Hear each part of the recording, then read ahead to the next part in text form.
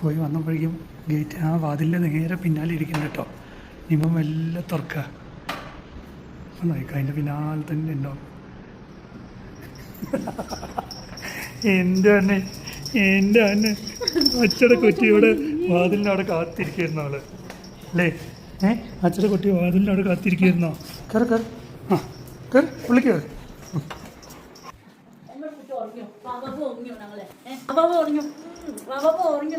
ഡേസട്ടിയുടെ സീറ്റാട്ടാ സ്വന്തം. ആച്ചോ ചന്തുവാണേ ഇച്ചിരി നേരല്ലേടാ. വേഗം വന്നില്ലേ അച്ഛമ്മേ? നമുക്ക് ചാച്ചൻ്റെ സൂപ്പറായിട്ട് ഉറങ്ങണ്ടേ? ഇവിടെ വേറെ ആരും ഇരിക്കാൻ പാടില്ല.